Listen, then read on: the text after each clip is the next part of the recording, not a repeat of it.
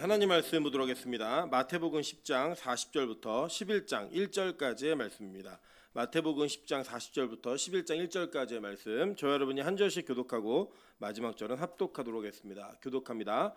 너희를 영접하는 자는 나를 영접하는 것이요 나를 영접하는 자는 나를 보내신 이를 영접하는 것이니라. 선지자의 이름으로 선지자를 영접하는 자는 선지자의 상을 받을 것이요 의인의 이름으로 의인의 영접하는 자는 의인의 상을 받을 것이요 또 누구든지 제자의 이름으로 이 작은 자 중 하나에게 냉수 한 그릇이라도 주는 자는 내가 진실로 너희에게 이르노니 그 사람이 결탄코 상을 잃지 아니하리라 하시니라. 예수께서 12제자에게 명하기를 마치시고 이에 그들의 여러 동네에서 가르치시며 전도하시려고 거기를 떠나 가시니라. 아멘.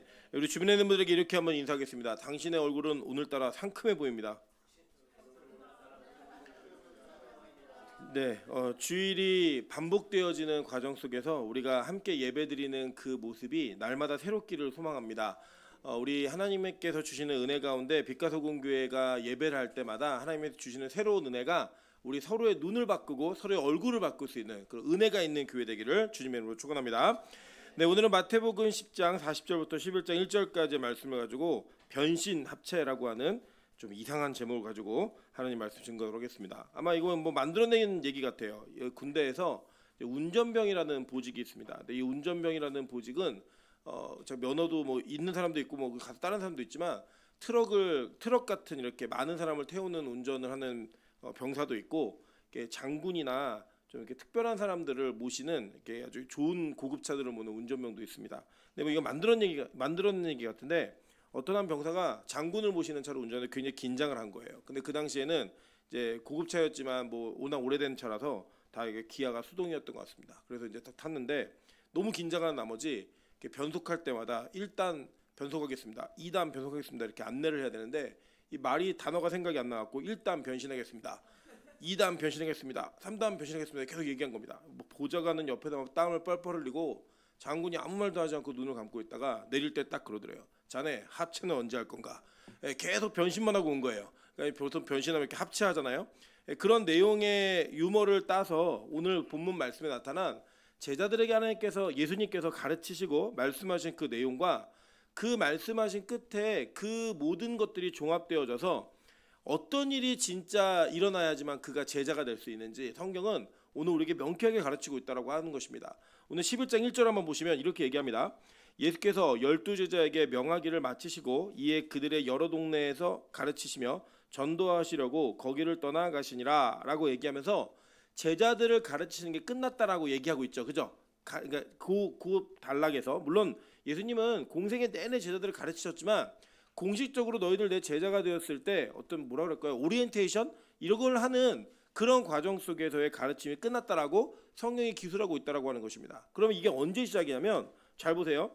마태복음 10장 1절 한번 보시면 예수께서 그의 12제자를 부르사 더러운 귀신을 쫓아내며 모든 병과 모든 약한 것을 고치는 권능을 주시니라 라고 얘기했죠. 그러니까 제자들을 부르셔서 10장 1절에 그 10장에 있는 모든 내용들을 누구에게 가르치신 거예요?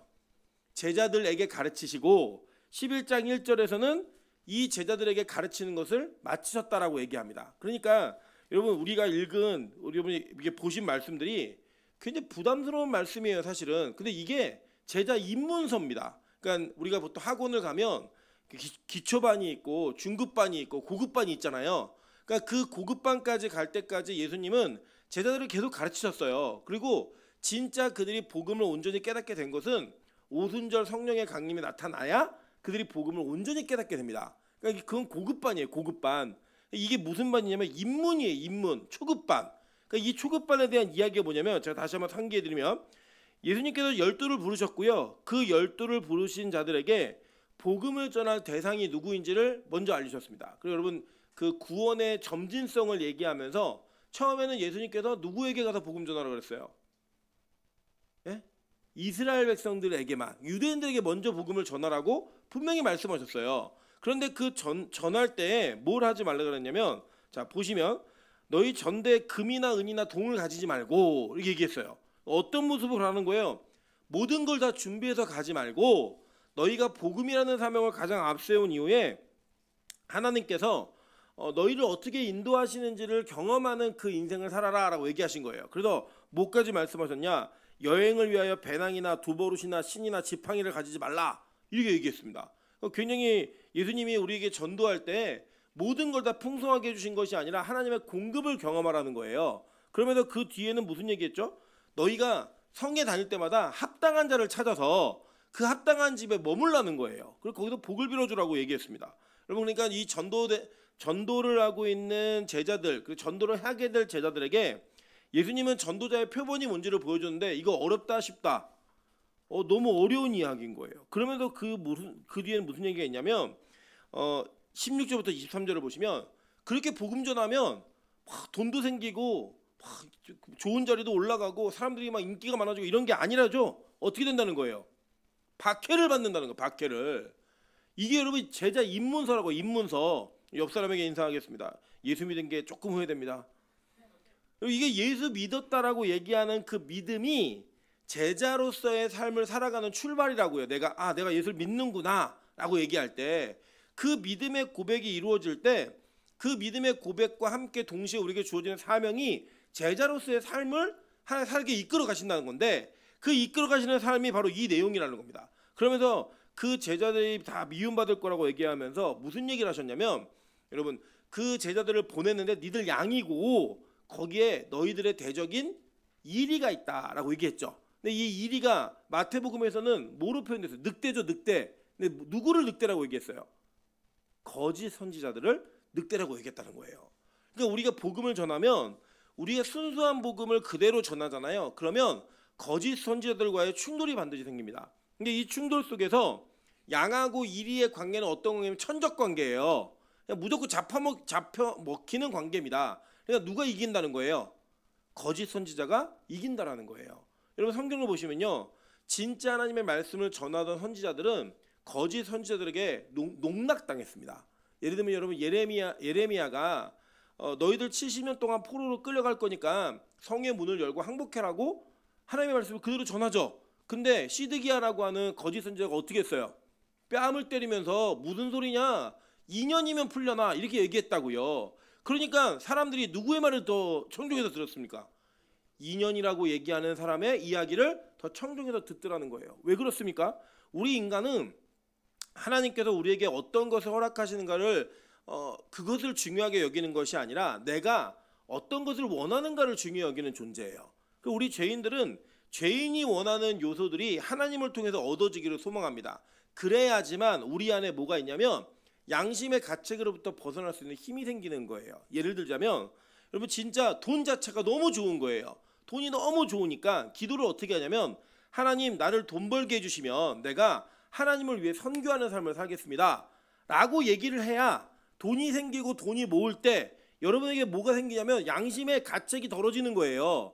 돈만 좋아한다라고 하는 그 자신의 추악함을 잠깐 가릴 수 있는 그런 가리어짐이 생긴다는 겁니다. 그래서 우리 거짓 선지자들의 특징이 뭐냐? 인간의 욕망을 채워주는 메시지를 전달해요. 그리고 거기에 포장지만 예수님 하나님으로 포장을 해버립니다. 그럼 그 선물이 엄청나게 팔리는 거예요. 왜요? 사람들의 욕망을 자극하고 있기 때문입니다. 그래서 진짜 하나님의 말씀은 어떻죠? 우리의 죄인됨을 폭로하고 진짜 우리가 돈을 좋아하면 너 돈을 사랑하는 것이 일만하게 뿌리야 라고 얘기를 해주는 그 메시지가 우리에게 들려지게 만든다는 거예요. 그럼 부담스러워 안 부담스러워요? 되게 부담스럽죠. 그리고 여러분 보시면 진리라고 하는 그 진리가 대중에게 온전하게 선포되어질 때에는 그 선포됨 속에서 많은 사람들이 그 진리를 떠나거나 거부하는 외면하는 그런 일들이 벌어질 수밖에 없다는 거예요. 그래서 여러분 진짜 복음 전하면 여러분 세상의 밥이 됩니다. 여러분 진짜 복음을 전하면 믿는 자들에게 더 많은 핍박을 당하게 돼 있더라는 거예요. 성경은 그렇게 얘기했어요. 그게 바로 누구의 삶이다? 제자들의 입문의 삶이라고 얘기한 거예요. 여러분 그렇게 살면 대가가 뭐예요? 뭐가 주어진다는 거예요? 형제와 아버지와 며느리와 뭐가 된대요? 원수가 된다라고 얘기했어요. 그 심지어 나의 가장 사랑하는 이 땅의 가족들과도 관계가 단절되어지거나 그 관계에 어려움이 생길 수밖에 없는 게 뭐다? 예수의 제자의 길이다라고 얘기하는 거예요. 여러분 이게 어렵지 않으십니까? 되게 어렵고 힘드시죠? 근데 이게 복음이고 마태가 자기의 삶을 그대로 정리하면서 나 세리 마태가 예수를 만나 이런 삶을 살고 있다라고 간증하고 있는 내용이 이 안에 담겨져 있는 거예요. 제자로서의 삶이. 그 삶을 얘기하면서 오늘 마지막 부분인 이 영접하는 자들의 삶이 어떤가, 그리고 그들에게 주어지는 상이 무엇인가를 설명하고 있는 그 마지막 제자도가 오늘 여러분에게 선포되고 있는 거라는 겁니다. 여러분, 그럼 오늘 이 말씀은 그냥 이 단락만 딱 쪼개서 보시면 안 되고 앞에 있는 모든 이야기가 여러분에게 이미 숙지되어진 상태에서 이 말씀이 들려야 된다는 거예요. 자, 그럼 볼게요. 만약에 우리가 그렇게 살면 제자가 되면 어떤 일이 벌어지냐? 자, 40절 한번 읽어보겠습니다. 자, 시작. 너희를 영접하는 자는 나를 영접하는 것이요 나를 영접하는 자는 나를 보내신 이를 영접하는 것이니라. 자, 여러분 예전에 그 사극을 보시면 뭐가 나오냐면 꼭 나오는 장면이 뭐냐? 어명이요, 이게 나와요.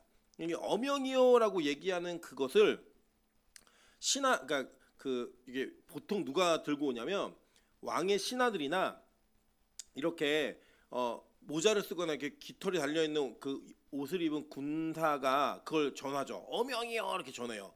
보통은 이 어명이요라고 얘기하는 내용을 언제 많이 보시냐면 사약 받을 때 많이 보십니다. 예, 근데 여러분 이제 그냥 이거 곁다리 얘기인데, 사극에서는 사약 한 번 마시면 그냥 죽잖아요. 근데 실제 사약은 여러 번 마셔야 죽었습니다. 그래서 어명이요 이걸 되게 많이 했어요. 와가지고 어명이요 이거 먹어요, 먹어라 계속 한 거예요. 그 내용을 보면 어명이요라는 그 외침과 함께 동시에 일어나는 사건이 뭔지 아세요? 거기에 누가 있든지 간에 모든 사람이 어명이라고 얘기한 사람이 어떤 신분이든 그 사람 앞에 다 무릎 꿇습니다. 그죠? 보신 적 있으시죠? 여러분 기억나시죠? 그게 왜 그렇죠?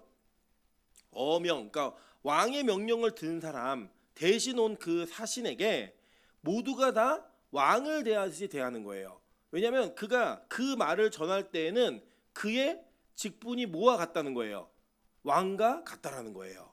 여러분 오늘 그 이야기를 조금만 변형해서 들으시면 오늘 이 이야기가 여러분에게 조금은 잘 이해되실 거라고 생각을 합니다. 뭐냐면, 자, 너희를 영접하는 자는 나를 영접한다 할 때 나는 누구예요? 예수님이죠. 그죠? 그리고 예수님을 영접하는 자는 나를 보내시니 누구예요? 하나님, 성부 하나님을 영접하는 것이다 라고 얘기하신 거예요. 그러니까 지금 예수님은 자신과 제자들을 동일시하고 있다는 겁니다. 여러분 이게 보시면 특징 중에 하나가 뭐냐면, 제가 이제 저도 목회 생활하면서 많은 친구들이 있지 않습니까? 목사 친구들이. 근데 이 목사 친구들이 가끔 이렇게 만나면은 자기 담임 목사님에 대한 이야기를 이렇게 주고받습니다. 주고받는데 아주 신기한 건 뭐냐면 그 각자가 오랜 시간 동안 그 담임 목사님 밑에 있다 보면 그 담임 목사님을 닮아요. 예, 어째서 닮아요?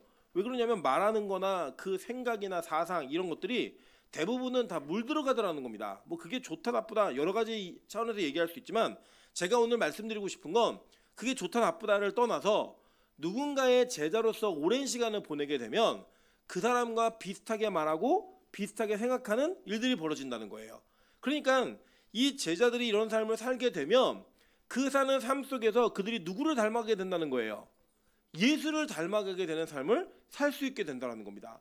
그래서 여러분 잘 보시면 우리가 신앙생활을 잘한다, 좋은 그리스도인이다 라고 얘기하는 그 기준이 여러분이 보통 생각하는 세상의 윤리도덕의 기준이 아니라는 거예요. 어떤 기준이냐면 오늘 예수님께서 야 적어도 요 정도는 돼야 내 제자로서 출발하는 거야 라고 얘기한 그 내용을 받아들이고 그것대로 사는 자가 누구라는 거예요? 예수의 제자라는 거예요. 근데 여기 있는 이야기 한번 보세요. 여러분 이게 여러분의 이야기면 부담스러울 수 있는데 만약에 여러분의 부모님이나 여러분의 자녀가 이 마태복음 10장에서 예수님이 가르치신 제자의 삶을 산다고 한다면 여러분 그 제자의 삶을 살고 있는 자녀하고 문제가 생기겠어요? 안 생기겠어요? 생길 수밖에 없죠. 그죠? 예를 들면 어버이날 안 찾아오고 교회에서 예배드리고 있는 거예요. 예를 들면 부모에게 하는 것보다 교회와 영혼들에게 하는 일을 더 열심히 하는 거예요. 그렇게 사는 삶을 살면 부모로서 섭섭할까요? 안 섭섭할까요? 섭섭하죠. 그럼 반대도 마찬가지 아니겠습니까? 누군가 부모의 삶을 살아가면서 이 복음 전도자의 삶을 살게 되면 그 사는 삶 속에서 자녀에게 미안한 마음이 있을까 없을까요? 100% 있습니다. 어제도 제가 잠깐 뭘 보다가 주영훈 씨 아시죠? 예, 주영훈 씨라고 하는 작곡가가 간증하는 내용을 잠깐 들었는데 짧게 쇼츠로 어떤 내용이 이런 내용이에요. 주영훈 씨의 아버님이 미국에서 개척교회 목사님이셨습니다. 그리고 개척교회 목사님이셨는데 이 요새 새롭게 하소서라고 하는 프로그램의 사회자를 맡고 있잖아요. 그러면서 거기에서 많은 선교사님들과 목회자들을 대하면 다 모두가 동일하게 고백하는 말이 있다는 거예요. 근데 그 고백하는 말이 다 방송되지는 않지만 다 똑같대요. 무슨 내용이냐면 내가 이렇게 목회를 하다 보니 자녀들에게 미안한 마음이 있다라고 하는 그 미안함의 마음을 다 고백하더라는 거예요. 그런데 자기가 보니까 하나님께서는 그 아이들이 일타 강사에게 간 것도 아니고 대치동에 학원을 보낸 것도 아닌데 하나님이 목적하신 곳에 다 가더라는 거예요. 그 고백을 들어보면. 그러니까 그 부모가 그 삶을 살아가면서 제자의 삶을 살면 자녀에게 연연할 수 있을까요, 없을까요? 없다니까요, 여러분. 여러분, 저는 이게 저에게도 전 적용되는 이야기라고 보는데, 저는 초등학교 때 집에 들어가면 부모님이 계신 적이 없었어요. 물론 이제 아버님은 가정을 책임지냐 일을 하셨고, 어머님은 제가 5살 때부터 사역을 시작하셨으니까 그냥 집에 들어가서 부모가 없는 일은 저에게 너무나 당연한 일이었습니다. 그래서 저는 6살 때 라면을 끓일 줄 알고 계란 후라이를 할 줄 알았다니까요, 진짜로. 지금 6살이면 누구냐면 뭐 찬이 정도 되는 나이예요. 그 나이에 혼자 라면을 끓여 먹었어요. 저는 그게 이상한 줄 몰랐어요. 다 그렇게 사는 줄 알았어요. 저 감사한 거는 저에게 그런 것에 대한 아픔이나 상처가 없었기 때문에 저는 지금도 그게 별로 이상하다고 생각하지는 않습니다. 그런데 문제는 뭐냐면 그렇게 복음 전하는 삶을 살게 되면 이 부담감은 저뿐 아니 우리뿐만 아니라 주변에 관계된 누구든지 그런 삶을 살게 되잖아요. 다 섭섭하게 돼요. 여러분, 남편이, 아내가, 여러분의 애인이, 여자친구가, 남자친구가 이런 삶을 산다고 한번 생각해 보세요. 섭섭하다, 안 섭섭하다? 섭섭하다고요. 근데 이게 무슨 삶이래요? 제자의 삶이라는 거예요. 그런데 이 삶을 누가 살았냐? 예수님께 그렇게 사셨다는 거예요. 예수님이. 여러분, 예수님이 사역하실 때에 예수의 어머니와 형제들이 예수님 미쳤다고 잡으러 왔어요. 그리고 너 제발 그렇게 너 혼자 고상하고 대단한 척하지 말고 세상에 좀 나타내봐 라고 하는 요구를 계속 지속적으로 했다고요. 예수님 그거 다 거절하셨잖아요. 결국에 예수님 어떻게 사셨어요? 그렇게 삶을 살면서 십자가에 달려 돌아가시는 그 과정은 그 가족들에게, 그 주변에 있는 사람들에게 충격이었다고요. 야, 저렇게 살면 유명해지기라도 하지, 많은 돈을 모아서 가족에 남겨주기라도 하지, 그거 못하고 그냥 죽는 삶, 그 삶을 살았다니까요. 그렇게 사는 그들을 영접하는 그런 제자들, 그 사람을 바로 뭐라고 했냐? 예수와 한 몸인 사람이라고 얘기한 거예요. 여러분, 성경은요 뭐라고 말하고 있냐면 먼저는 예수님과 하나님이 한 분이시라는 이야기를 정확하고 분명하게 합니다. 한번 볼까요? 요한복음 10장 25절부터 33절입니다. 예수께서 대답하시되 내가 너희에게 말하였으되 믿지 아니하는도다. 내가 내 아버지의 이름으로 행하는 일들이 나를 증거하는 것이오늘 너희가 내 양이 아니므로 믿지 아니하는도다. 내 양은 내 음성을 들으며 나는 그들을 알며 그들은 나를 따르느니라. 내가 그들에게 영생을 주노니 영원히 멸망하지 아니할 것이요 또 그들을 내 손에서 빼앗을 자가 없느니라. 그들을 주신 내 아버지는 만물보다 크심에 아무도 아버지 손에서 빼앗을 수 없느니라. 다 같이 읽겠습니다. 시작. 나와 아버지는 하나이니라 하신대. 자, 나와 아버지는 뭐라고요? 하나라고 얘기하신 거예요. 자, 그래서 예수님이 이렇게 말씀하시니까 유대인들이 예수님을 돌로 쳐 죽이려고 그럽니다. 그러니까 야, 너희들 도대체 내가 한 일 중에 무슨 일 때문에 나 돌로 쳐 죽이려고 그러는 거야? 라고 말했더니 네가 한 일 때문에 죽이려고 그러는 게 아니라 네가 신성모독을 했기 때문에 우리 돌로 쳐 죽이려고 하는 거야 라고 얘기를 해요.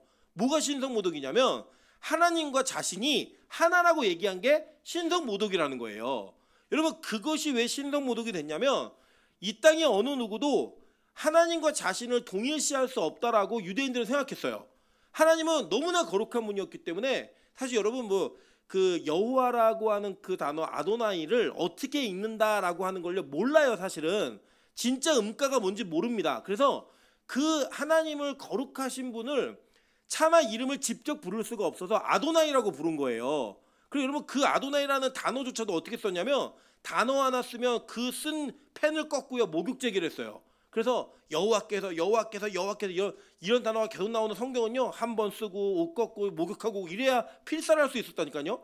그 정도의 개념으로 그들은 하나님을 완전히 우리와는 상관없는 거룩한 분으로 여겼던 거예요. 근데 예수님이 어느 날 그분과 자신이 하나라고 얘기하니까 저 미친놈 봐라, 저 신성모독하네, 돌로 쳐 죽여, 이렇게 얘기했다고요.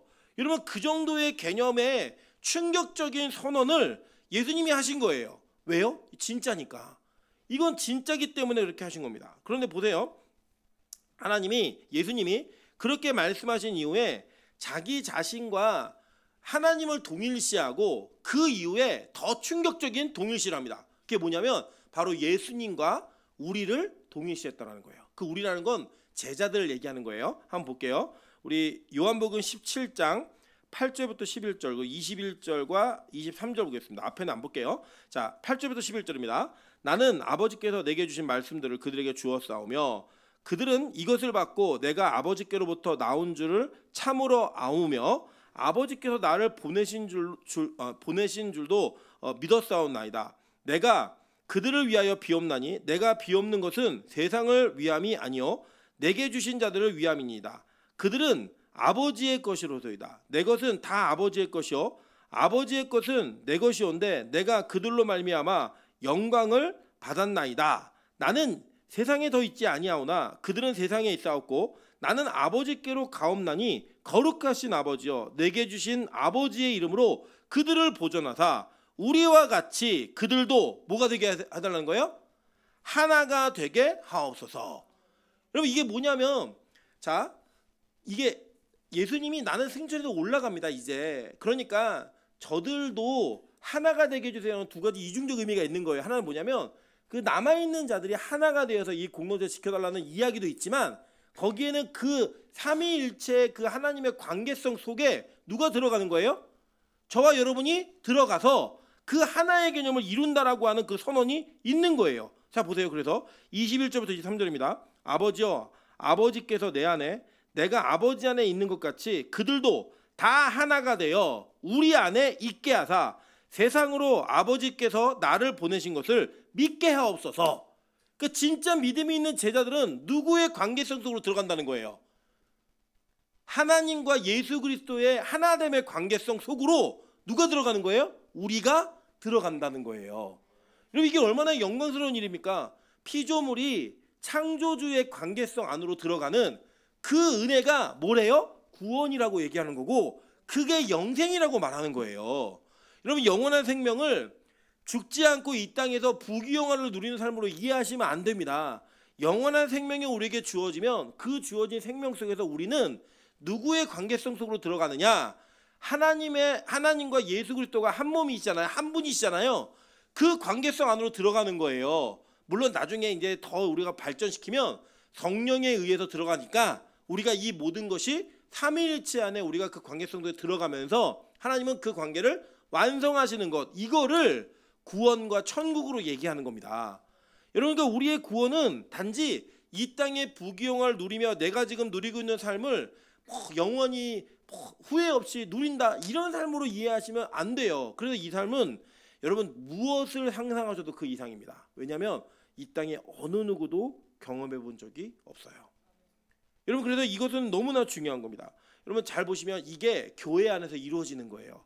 뭘로? 예고편으로. 그래서 이 교회, 즉 교회는 예수의 제자들이잖아요. 그 생명 되신 예수 그리스도를 머리로 둔 예수의 제자들이 교회 안에서 어떤 모습으로 살아야 되는가 성경 얘기해 주는 거예요. 자, 고린도전서 12장 4절부터 12절입니다. 은사는 여러 가지나 성령은 같고 직분은 여러 가지나 주는 같으며 또 사역은 여러 가지나 모든 것을 모든 사람 가운데서 이루시는 하나님이 같으니 각 사람에게 성령을 나타내심은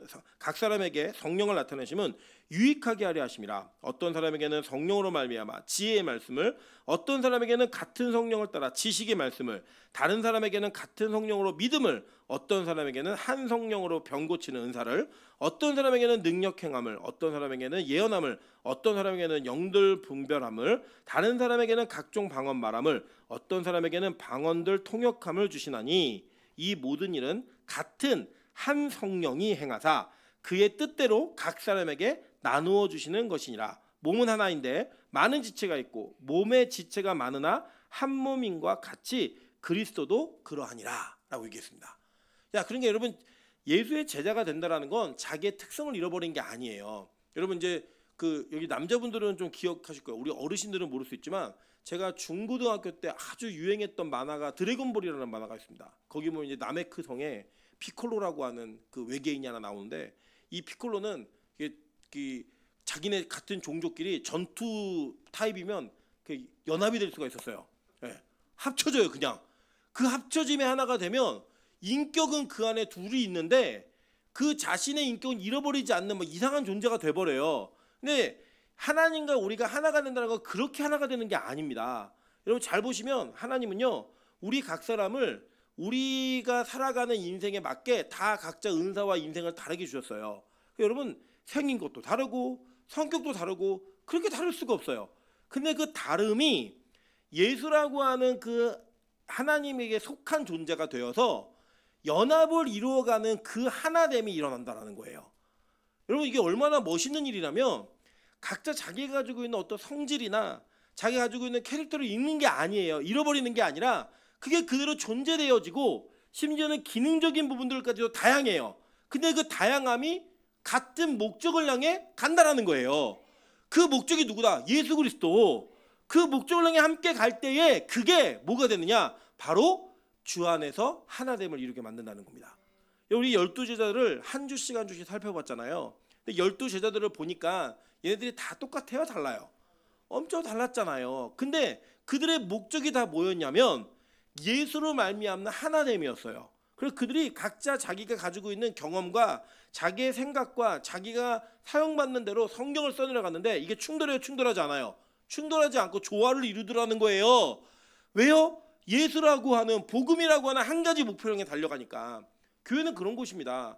여러분 저와 여러분이 다를 수 있고요. 우리 모두가 다 다를 수 있어요. 생각도 다를 수 있고 먹는 습관 모든 게 다 다를 수 있습니다. 그래도 여러분 보시면 우리가 모두 다르면 식성도 달라요.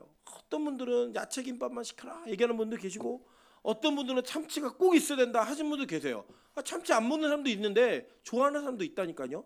여러분 그거는 우리가 통일시킬 게 아니에요. 무조건 다 참치, 무조건 다 야채 할 게 아니라고요. 그런 다양성은 존재해요. 그런데 잘 보세요. 그 김밥을 먹으면서 함께 교제하고 하나가 되는 일은 어떤 김밥을 먹든 우리가 다 같이 해야 되는 일이라는 거예요. 주 안에서. 저는 우리 빛가서 공교회가 그 하나됨이 있는 진짜 제자의 교회가 되기를 소망합니다. 보세요. 왜냐하면 골로새서 3장 11절에 보면 이렇게 말했어요. 거기에는 헬라인이나 유대인이나 할레파나 무할레파나 야만인이나 스구디아인이나 종이나 자유인이 차별이 있을 수 없나니 오직 그리스도는 만유시요 만유 안에 계시느니라. 예수가 우리 안에 있고 우리가 예수 안에 있기 때문에 우리는 어떤 신분이든 나이를 막론하고 재산의 유무를 막론하고 배우고 안 배우고를 막론하고 뭐가 될 수 있대요? 그리스도 안에서 하나가 될 수 있는 차별 없는 공동체를 이루어갈 수 있다는 거예요.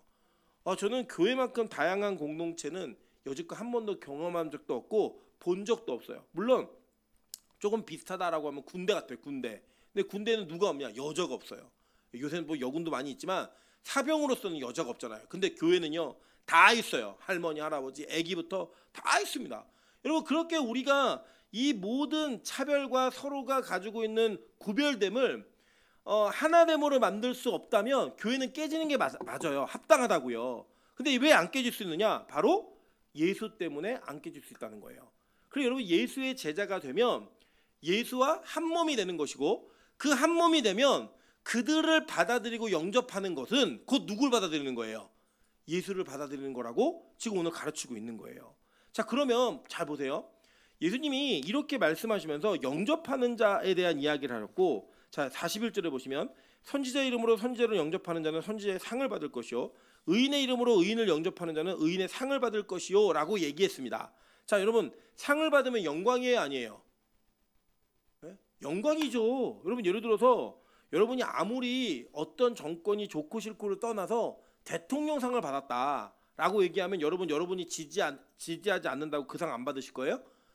받죠. 100% 받아요. 왜요? 상 받는 것은 영광이기 때문이에요.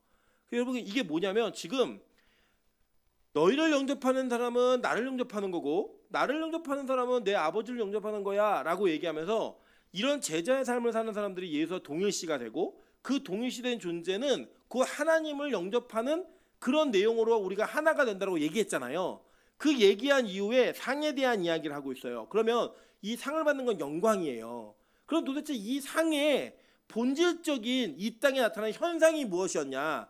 이거를 우리가 집중적으로 살펴볼 필요가 있다는 겁니다. 아까 우리가 이 요한복음 17장을 살펴보면서 여기에서 좀 힌트를 얻으셔야 되는데 아까 뭐라고 얘기했냐면 자 보세요. 아버지의 영광을 내가 그들에게 주었다라고 얘기합니다. 그죠? 그러니까 예수님이 영광을 받으셨는데 그 받으신 영광을 누구에게 줬다는 거예요? 제자들에게 줬다는 거예요. 그래서 여러분 우리가 보통 보면은 우리 이 땅에서는 막 연예인이나 운동선수들이 금메달을 따거나 대상을 막 받으면 특히 크리스찬들이 그렇게 얘기하죠. 뭐라고 얘기해요? 하나님께 이 모든 영광을 돌려드립니다. 이렇게 얘기를 해요. 여러분들 한번 생각해 보실까요? 하나님이 이 땅에서 달리기를 1등한 그 우승자의 영광 때문에 영광을 받으시는 분이고 영광스럽게 되시는 분이에요? 물론 그걸 드리지 말라는 게 아니에요. 그런데 하나님의 영광을 받으심, 그 받으심은 뭐냐면 그게 하나님께 영광이 되어야 되는 거잖아요. 그죠? 예를 들어서 여러분의 자녀가 어머니 아버지 집 하나 사세요 그러면서 2,000원을 드리면 그게 그 2,000원이 여러분 되게 귀하게 여겨지세요? 네? 그러니까 성인인데 자녀가 성인인데 아버지 집 사세요 2,000원 드리면 놀리는 거죠. 이건 그 영광이 아니잖아요. 어우 내가 참 자녀 하나 자식 잘 뒀네라고 얘기하려면 적어도 자녀가 막 2천만 원 2억 정도 주면서 아버지 차 하나 사세요 아버지 집 하나 사세요 이렇게 얘기해야 그게 좀 자랑스럽고 뿌듯하지. 200원 2,000원 드리면 이게 영광스럽냐고요. 아니잖아요. 그런데 하나님 즉 예수님과 하나님은 온 우주 만물의 주인이세요. 아멘. 그분에게 여러분이 공부 잘해서 돌리는 영광, 여러분이 높은 자리에 올라가 돌리는 영광, 여러분이 1등에서 드리는 영광이 진짜 영광 되겠냐고요.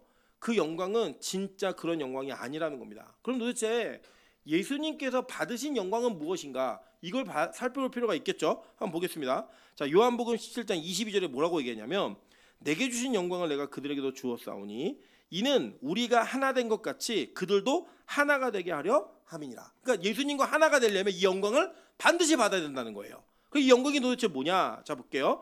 요한복음 12장 23절부터 25절입니다.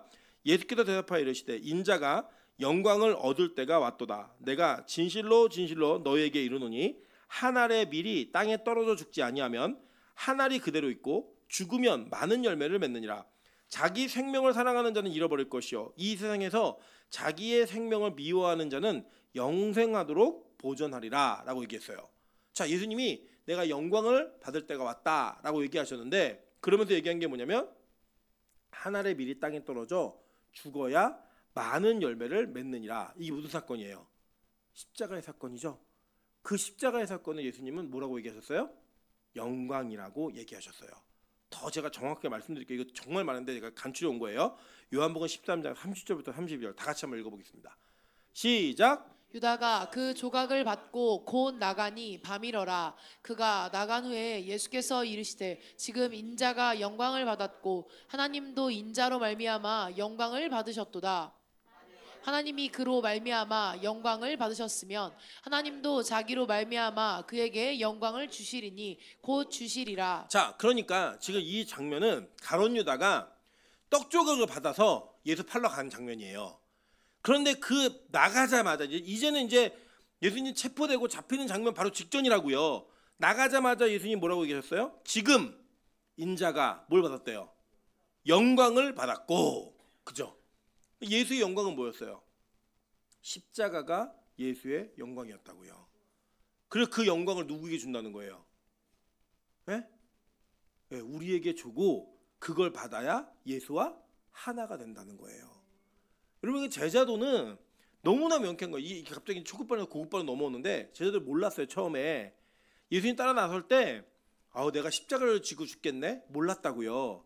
그래서 예수님이 따라오라니까 따라간 거예요. 근데 그 따라감은 자기의 선택이 아니라 예수의 선택이었어요. 그 따라감 속에서 그들이 제자됨의 초급반을 들었을 때 이들은 이 사태가 어떻게 마무리될지 아무도 몰랐어요. 아무도 몰랐는데 이 제자도가 고급반으로 가니까요. 이 고급반 속에서 예수님이 십자가를 그들에게 주시는 거예요. 그리고 그게 영광이라는 거예요. 우리의 영광은 뭐예요? 십자가가 우리의 영광이라고 말하는 겁니다. 그리스도인들이 세상에서 잘 돼가지고 영광을 돌린다. 이 영광은 여러분 정말 작은 하나님의 영광에 비하면 정말로 비교도 할 수 없는 그거 드려도 그만 안 드려도 그만이라고요. 예를 들어 여러분이 전교 1등을 했는데 하나님께 영광 돌립니다. 이거 안 했다고 저 은혜도 모르는 이게 아니에요. 그거 안 해도 괜찮아요. 진짜 영광이 뭔지 아세요? 진짜 영광은 십자가의 고난을 함께 경험하는 게 영광이라고요. 성경이 이렇게 말합니다. 로마서 8장 17절이에요. 자녀이면 또한 상속자 곧 하나님의 상속자요. 그리스도와 함께한 상속자니, 이게 하나됨을 얘기하는 거죠. 그 하나됨 속에 뭐라고 얘기해요? 우리가 그와 함께 영광을 받기 위하여 뭘 받아야 된대요? 고난도 함께 받아야 할 것이니라. 계속 볼게요. 마태복음 16장 24절부터 25절입니다. 이에 예수께서 제자들에게 이르시되 누구든지 나를 따라오려거든 자기를 부인하고 자기 십자가를 지고 나를 따를 것이니라. 누구든지 제 목숨을 구원하고자 하면 잃을 것이요 누구든지 나를 위하여 제 목숨을 잃으면 찾으리라. 아까 예수님이 내가 땅에 떨어져서 죽어야 내가 미랄이 한 많은 열매 맺을 수가 있어 라고 얘기했죠. 그게 똑같은 얘기잖아요. 똑같은 얘기 속에 예수님이 우리에게 얘기하신 그 영광이 뭐냐면, 누구든지 자기를 부인하고 자기 십자가를 지고 나를 따라오면, 그게 바로 뭐예요? 우리가 추구해야 될 영광이라는 거예요. 여러분들 이 땅이 어떻습니까? 이 땅에요, 여러분, 작은 교회 갖고 영광스러움이라고 저는 얘기할 수는 없어요. 큰 교회도 영광스러움이 있겠죠. 그건 말할 수 없습니다. 그런데 만약에 예수님이 우리에게 가르치신, 그리고 우리에게 전하신, 그리고 살아내신 그 삶을 기준으로 하면, 여러분, 대형 교회보다는 빛도 없이 이름도 없이 섬기는 그 교회가, 그리고 보상 없이 섬기는 그 교회의 일꾼들이 더 큰 하나님의 영광을 누릴 수 있는 가능성이 훨씬 커 보여요. 근데 우리는 그래요, 안 그래요? 안 그렇잖아요. 여러분, 간증은 누가 해요? 간증은 작은 교회를 개척해서 2명으로 시작한 교회가 10,000명을 이루어야 간증할 수 있어요. 여러분, 아무것도 없는 상태에서 개천에서 용난 사람들만 간증을 할 수 있다고요. 자산이 없었는데 하나님께 헌신하면서 많은 것들을 이룬 사람만 간증하는 것을 들어요. 왜 그렇죠? 여러분, 그건 그 사람이 악해서가 아니에요. 우리가 악해서예요. 우리는 사이즈가 크고 뭔가 우리가 기대하는 거대함이 있어야지만, 내가 세상에 더 부러울 만한 것이 있어야지만 그걸 영광으로 여깁니다. 근데 예수님은 뭐가 영광이래요? 떨어져 죽어서 썩어지는 게 영광이래요. 자기를 부인하는 게 영광이래요. 그런 자리에 올라가서 거드름 피고 내가 누군가보다 더 높이 있다는 걸 과시하고, 이게 영광이 아니라 오히려 그 자리에서 자기를 부인하고 이 모든 것이 다 하나님의 은혜입니다 라고 고백하며 자기의 십자가, 사명을 지고 가는 게 뭐래요? 영광이라고 얘기한 거예요. 그럼 보세요. 누가복음 14장 26절부터 27절입니다. 무릇 내게 오는 자가 자기 부모와 처자와 형제와 자매와 더욱이 자기 목숨까지 미워하지 아니하면 능히 내 제자가 되지 못하고, 누구든지 자기 십자가를 지고 나를 따르지 않는 자도 능히 내 제자가 되지 못하리라. 여러분의 제자라고 하는 단어는요, 쉽게 쓸 수 있는 말이 아니에요. 우리 한국교회 제자훈련이라고 하는 그 훈련의 프로그램이 열풍처럼 불어서 웬만한 교회들은 다 제자훈련합니다. 여러분, 이 단어가 얼마나 무서운 단어고 무거운 단어인지 아십니까? 여러분의 제자로 살기 위해서는요, 일단 자기를 부인해야 돼요. 언제까지 부인이냐? 자기 생명을 미워해야 된다고요. 여러분, 제가 아이를 낳고 키워보니까요, 그게 진짜 자기 부인이에요. 내 마음대로 살 수가 없어요. 아이가 원하면 아이가 원하는 대로 살아가야 되는 거예요. 이게 쉽지가 않아요. 애가 울면 자다가도 깨야 되고요. 애가 배고프면 내가 아무리 힘들어도 아이에게 젖을 물려야 되는 게 부모의 삶이에요. 그 삶에 자기가 어디 있어요? 없다고요.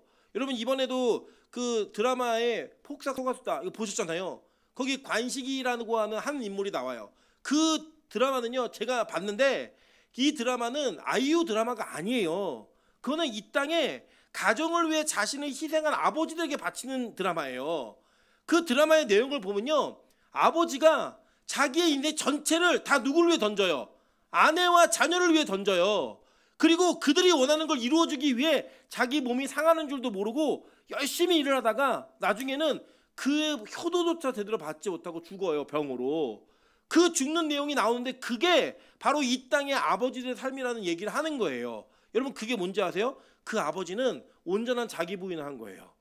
자기가 원하는 거, 자기가 추구하는 거, 자기가 하고 싶은 거 하나도 하지 못했어요. 다 누구를 위해 살아요? 처음에는 자기의 아내를 위해, 아내들 그 여자를 위해 살아가는 인생을 살아가고요. 그 뒤에는 자기의 딸과 자기의 자녀들을 위해 자기 인생 전체를 다 바칩니다. 나중에 이 아버지가 죽고 나서 딸내미가 계속 보냈던, 아버지에게 용돈으로 쓰고 보냈던 모든 돈을 아버지가 한 푼도 쓰지 않고 다 모았다가 다시 딸에게 돌려줘요. 그 아들내미가 철부지인데 맨날 벤츠 태워줄게, 아빠 내가 벤츠 태워줄게 막 얘기했는데 아버지한테 달구지 하나 못 사드리고 아버지 돌아가셨어요. 근데 그 아버지가 남은 돈을 가지고 그 아들에게 벤츠를 선물하고 죽습니다. 그게 뭐예요? 자기 부인이라고요. 여러분, 예수님이 그 자기 부인을 하셨기 때문에 이 땅에 오셔서 우리를 위해 생명을 던질 수가 있었어요. 그 삶을 따라가는 자기 부인의 삶, 그게 바로 예수의 삶이고 그게 제자의 삶이라고 성경 오늘 우리에게 선언하는 거예요. 근데 우리는 어떻죠? 우리는 자기가 무시당하고 내 욕구가, 내 욕망이 하나님께 접수가 되지 않을까 봐 전전긍긍하지 않으세요? 여러분, 그런 모습으로 우리는 제자의 삶과 제자라는 칭호와 그리고 내가 원하는 욕구의 삶을 동시에 누리고 싶어하는 게 저와 여러분 아닙니까? 그리고 사명이 무엇인지 그 사명이 싫어요. 사명을 거부하고 싶고 내가 원하는 대로 살고자 하는 게 우리의 모습이에요. 근데 어떻게 우리를 제자라고 불러요?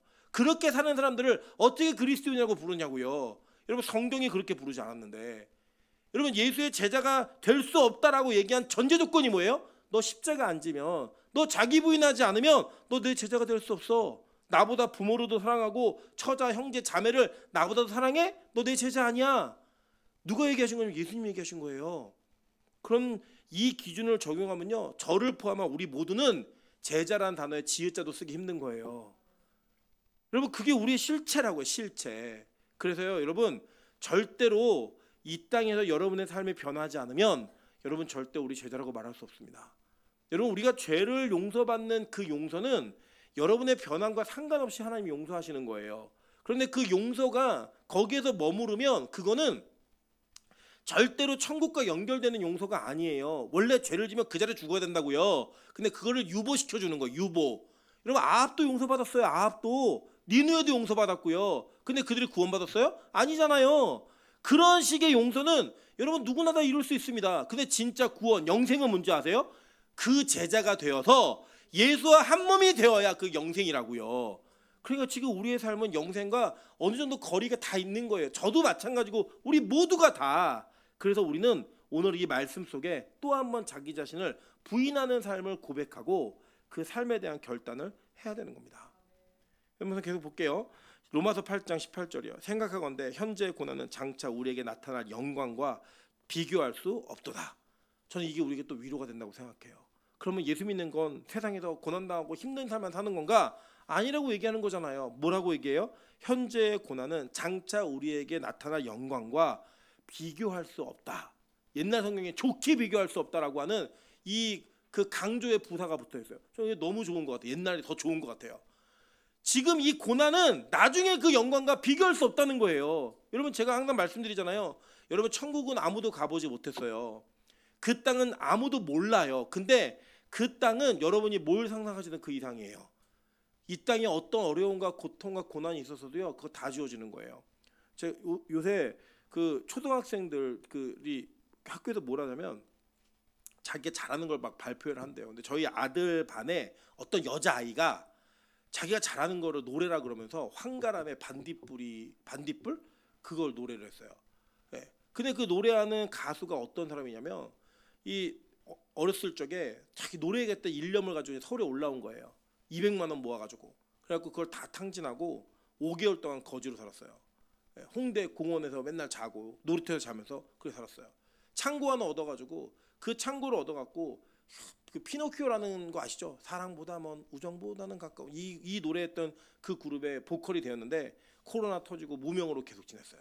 그러다가 나이 40이 가까워서 반딧불이라고 하는 노래 하나를 냈는데 그게 대박이 난 거예요. 대박. 그것도 자기 노래도 아니고 리메이크한 거예요. 그냥 남이 불렀던 노래. 그걸 해갖고 지금도 빚을 갚느냐고 반찬가게 알바도 하고 막 열심히 산대요. 근데 여러분, 그 사람이 나와서 그 인터뷰를 하면서 얘기하는데 그 어려웠을 때의 삶을 얘기하면서 막 펑펑 울어요. 우는데 그렇게 울면서도 뭐 하는 얘기가 뭐냐면 누구든지 지금 아무리 힘들어도 포기하지 말라는 거예요. 그거 왜 얘기할 수 있죠? 이제 자기가 원하는 영역에 자기가 이루고자 하는 것들을 이루어가는 이게 있으니까 그 어려움이 이걸 보상해냈다는 거예요. 그러니까 그거 견디라는 거예요. 포기하자고 낙심하지 말라는 거예요. 여러분, 세상에서 노래 한 곡 노래 한 곡 좀 떠서 인기 있는 멜론 차트 1위 얻은 그 사람이요, 자기의 그 어려웠던 삶을 그렇게 표현해요. 견디라고. 자기가 그 20대에 자기에게 가면 조금만 참으라고. 너 잘 될 거니까 조금만 참으라고. 그 얘기를 한대요, 자기가. 그럼 막 울어요. 왜 그렇죠? 지금의 삶이 그 삶을 견딜 만한 가치가 있기 때문에 얘기한 거 아니에요? 여러분 우리가 조금 미래로 가봅시다. 미래로 가서 만약에 이 땅에서 자기를 부인하고 십자가를 진 삶 때문에 예수의 제자로서 고난과 고통을 받은 삶 때문에 여러분 천국에 있다고 한번 생각해 보세요. 그때 우리가 뭐라고 얘기하겠어요? 야, 그때 우리 놀러 안 다니고 예배드리기 참 잘했다. 그때 우리 돈 함부로 쓰지 않고 그 돈으로 주의 일을 섬기는 거 그거 하기 참 잘했다. 여기서는 그게 너무 억울한데, 여기서는 그게 너무 아까운데, 그 젊은 시절을 다 보낸 게 너무 아까운데 그 아까움이 이후에 비교할 수 없는 영광을 얻어낸다면 그게 아까워요? 아니죠. 잘한 거죠. 정말 잘한 거죠. 제가 금요철야 때 우리 민하영 전사님을 보는데 어떤 생각이 들었냐면, 우리 아영 전사님이 22살 꽃다운 나이에 저를 만나가지고 지금 10년 동안 예배드리는 삶을 산 거예요. 물론 도망가다 잡혀오기도 하고 다리도 부러지고 그랬지만 예배드리는 삶을 산 거예요. 그러니까 가장 자기 여자로서 인생의 아름답고 예쁜 시기를 어디서 보내냐면 하늘문에 추린 입고 보냈어요. 하늘문에서 5,000원짜리 티 입고 보냈다고요. 그러면 주변에 있는 친구들은 뭐라고 했어요? 아우, 아영이 망했어. 걔 기도만 하더니 이상해졌어. 이 얘기를 하겠죠. 그런데 만약에 아영 전사님이 천국에 가서 그 천국의 삶이 자기 얼마나 놀고 싶게, 노는 거 진짜 좋아해요. 그 노는 걸 부인하고 예배를 드리는 삶을 산 것 때문에 천국에 있다라고 한다면 20대를 그렇게 보내기를 잘했다고 얘기할까요? 아깝다고 얘기할까요? 잘했다라고 얘기할 거예요. 저는 우리 빛가서 공교회가 그런 교회 되길 소망합니다. 여러분, 지금 우리 이윤 사모님이 그렇게 얘기하시더라고요. 지난 주일날 빛가서 공교회는 정말 빡세대요. 1부 드리고 2부 드리고 그 1, 2부를 드린 사람들이 밥 잠깐 먹더니 또 소그룹을 한대요. 그 소그룹 끝나더니 또 저녁 예배를 드린대요. 이 교회 너무 빡세요. 너무 빡세요. 이 얘기를 하는데 우리 민정 간사님이 옆 건너편에 앉아갖고 맞아요. 이 교회는 너무 힘들어요. 그런 얘기를 막 나누었어요. 제가 그 얘기를 듣고 있는데, 저 들으라고 하는 얘기인지 둘이 막 크게 얘기하는 거예요. 막 제가 그 얘기를 듣고 있는데, 아니 뭐 저는 좋아서 하겠어요, 여러분? 여러분 저도 똑같아요. 좋아서 하는 건 아니에요. 그냥 이게 우리의 사명이니까 하는 거예요. 여러분, 저는 우리가 이렇게 매일 예배를 드리고 주일날 하루 종일 예배를 드린다고 그것이 우리의 공로가 된다고도 믿지 않아요. 그냥 하나님이 우리를 택해서, 야, 누군가 대한민국에서는 하루 종일 예배 드리는 교회가 있어야 돼. 그러니까 니네 교회가 해 라고 해서 저희는 맡기신 거예요. 그리고 저희는 종이에요. 원래 죽을 존재인데, 원래 쓰레기 같은 존재로 썩어 들어가는 하수구에 던져줘도 아무 말 할 수 없는 존재인데 하나님 우리를 택하셔가지고 너 그럼 매일 예배 드려? 그리고 너 하루 종일 예배 드려? 이거 우리가 맡기신 거예요. 그래서 저도 싫지만 하는 거예요. 제 친구들이 뭐라고 얘기하면 너 이렇게 목회 어렵게 하니? 얘기해요. 근데 그 목회 어렵게 한다는 그 얘기가 저한테 위로가 되는 게 아니라 열받게 해요. 막 그래, 니들은 좋겠다. 하루에 한 번 예배드리고 뭐 1시면 다 끝나고 좋아 죽겠네 아주, 막 이러면 열이 받아요. 그런데 그 열받는 가운데서도 뭐가 있냐면, 그래, 나는 이렇게 은혜로 지금의 고난을 견뎌내는 사람이야. 그리고 그 뒤에는 좋게 비교할 수 없는 영광이 있어. 이걸 믿는 거예요. 보세요. 고린도후서 4장 17절부터 18절 우리 다 같이 읽으면서 서로를 위로하도록 하겠습니다. 자신을 위로하도록 하겠습니다. 읽겠습니다. 시작. 우리가 잠시 받는 환난에 경한 것이 지극히 크고 영원한 영광에 중한 것을 우리에게 이루게 함이니, 우리가 주목하는 것은 보이는 것이 아니요 보이지 않는 것이니, 보이는 것은 잠깐이요 보이지 않는 것은 영원함이라. 아멘. 이걸 믿으니까 오늘 예배 드리는 거예요. 이걸 믿으니까 자기를 부정하는 제자의 삶을 살아가는 거예요. 그리고 우리는 이걸 믿고 기대하면서 한 걸음 한 걸음 주님 앞에 나가는 겁니다. 여러분, 그러면 그 영광 가운데 함께 하나가 된 자들에게는 뭐가 있대요? 상이 있다고 얘기했어요. 여러분, 가끔씩 이 상에 대한 부분들이 한국교회 안에서 많은 논란을 가지고 오는데, 저는 제가 가지고 있는 그 신학적인 내용을 배경으로 여러분에게 오늘 정리를 딱 해드릴게요. 천국에 가면 상이 있을까요, 없을까요? 네? 여기 있대잖아요. 예.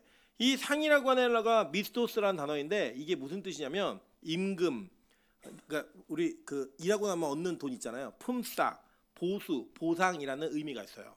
그러면 성경은 이 상의 차별성을 얘기하나 안 하나 한번 잘 보세요. 차별성이 있나 없나 한번 보겠습니다.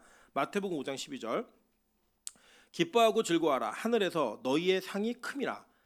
너희 전에 있던 선지자들도 이같이 박해하였느니라. 그러니까 너희가 핍박받으면 기뻐하라는 거예요. 이유가 뭐냐면 너희 상이 큼이라 라고 있어요. 자, 그럼 큰 상이 있으면 작은 상이 있어요, 없어요? 있죠. 그죠? 비교적으로 있는 거예요. 천국에는 큰 상과 작은 상이 나눠져 있다, 안 나눠져 있다? 나눠져 있다. 자, 그거예요. 자, 고린도전서 3장 8절이에요. 심는 이와 물 주는 이가 한 가지나 각각 자기가 일한 대로 자기 상을 받으리라. 자기가 일한 대로 상 받는데요. 그 상의 차별이 있을까 없을까요? 있어요. 자, 고린도후서 5장 10절입니다. 자, 읽겠습니다. 시작.